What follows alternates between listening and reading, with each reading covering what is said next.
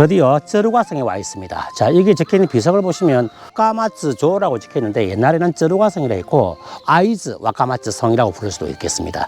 자, 이 성은 14대에 걸쳐서 아시나 씨가 이 성을 지배하다가 다테 마사무네 도관용이라고 해서 애꾸눈을 가진 용이라고 불리는 다테 마사무네가 아시나 씨를 멸망시켰습니다. 그리고 나서 우에스기 씨, 그 다음 또 카모 씨, 다양한 사람이 이 성을 지배를 했습니다. 따라서 전국시대에는 이 성의 성주가 되면 굉장히 막강한, 즉 동북부 지역에서 큰 힘을 발휘할 수 있는 다이묘, 영주가 될 수 있었다라는 이유 때문에 굉장히 중요한 성이 되겠습니다.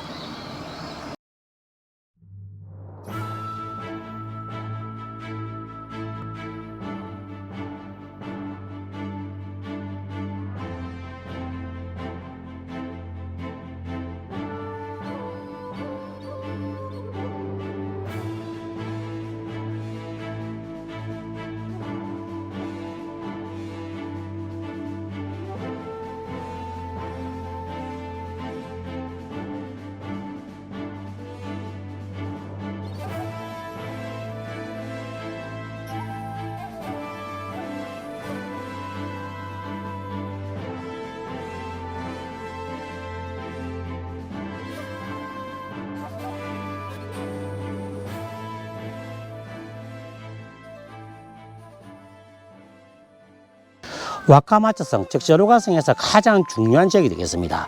이 지역은 쯔바키 작가, 즉 동백나무 언덕이라고 부르는 곳이 되겠습니다.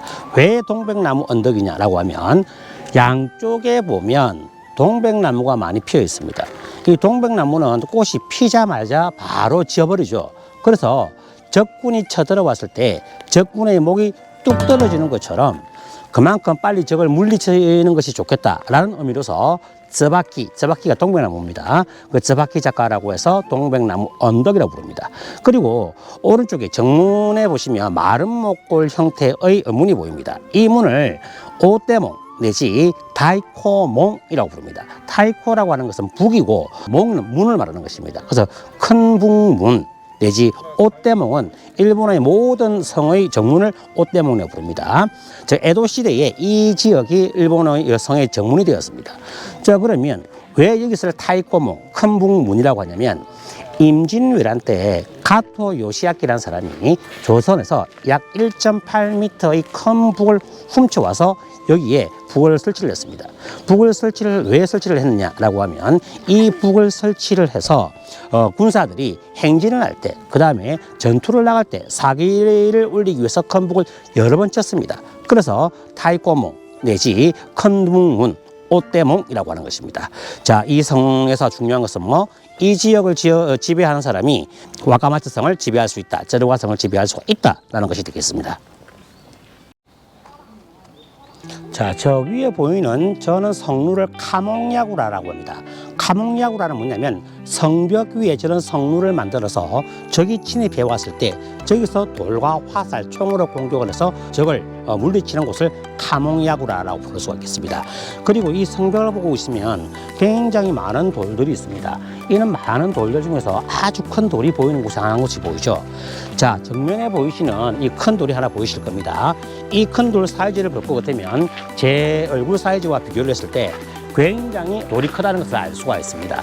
이 돌 이름이 유조이시, 유녀석이라고 합니다. 유조라는 뜻이 뭐냐? 기생을 말하는 것입니다. 자, 이 돌은 일본에서 한국에 침입했을 때 임진왜란 다음에 뭐였습니까? 정유재란이 있었죠. 그 당시에 일본에서 큰 지진이 있었습니다. 큰 지진이 있었을 때에 쩌루가성이 많이 파괴가 되었습니다. 그래서 보수공사를 하기 위해서 많은 돌들을 움직여 왔는데 이 돌을 마을 한가운데에서 돌을 들고 오려고 하니까 돌이 움직이지 않았어요. 그때 당시에 성주가 카모 요시야키의 아들이 성주였는데 그 양반이 자, 그럼 이 돌이 움직이지가 않으니까 이 돌 위에 기생들을 태워보자. 기생들을 태우고 나서 젊은 남성들에게 이 돌을 끌게 해보자라고 하니까 상당히 많은 사람들이 이제 흥분을 하죠. 남자들이 기생들을 보고. 그래서 이 돌이 쉽게 움직여졌기 때문에 기생돌, 일본어로 하자면 유조이시, 그 다음에 유녀석이라고 부를 수가 있는 것이 되겠습니다. 아시겠죠? 자, 여기가 제가 앞에서 설명했던 타이코몽, 오테몽이 되겠습니다. 임진 외란 때 카토 요시야키가 조선에서 약 1.8m, 직경 1.8m나 되는 북을 들고 와서 이 위에 설치를 했습니다. 긴급한 상황이라든가 군사들이 행진을 할 때 큰 북을 치면서 급한 일을 알린다든가 군사들을 사기를 북돋을 때, 즉 조선의 북이 이쪽으로 왔다라는 것을 알아두시기 바랍니다.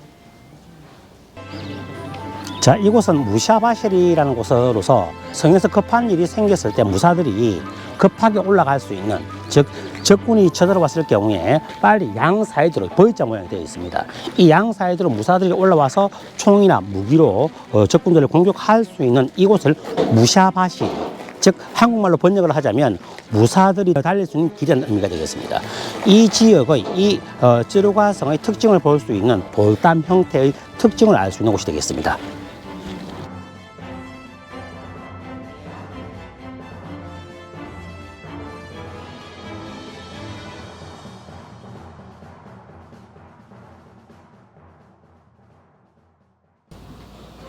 자, 여기는 쯔루가성 내에 있는 린카쿠라는 곳입니다.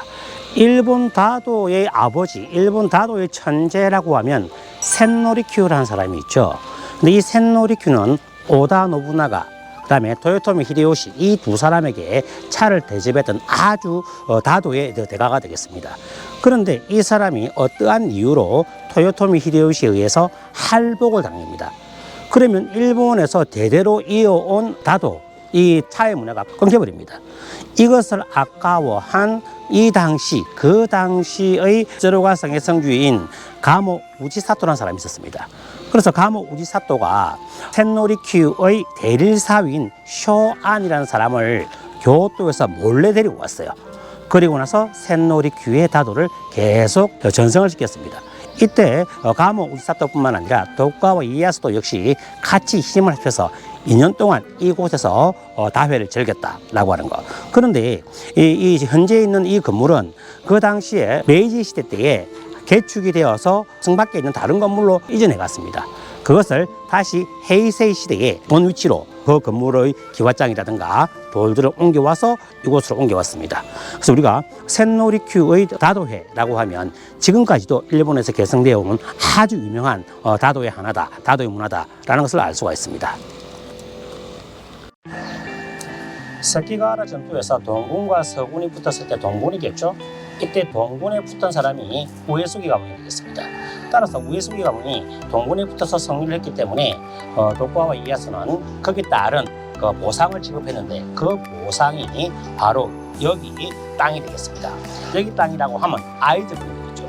이 아이즈본을 지불했는데 그 당시 우에수기는 어디 살았느냐면 저 멀리 에치고는 야마가타가 되겠습니다. 야마가타에 살고 있다가 여기에 130만 석 대다이묘가 됐죠.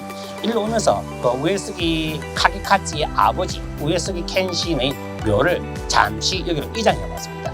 물론 이장을 해서 오랫동안 있었지는 않았지만은 잠시 동안 여기에 우에스기 켄신의 묘가 있었다라고 하는 정도가 되겠습니다.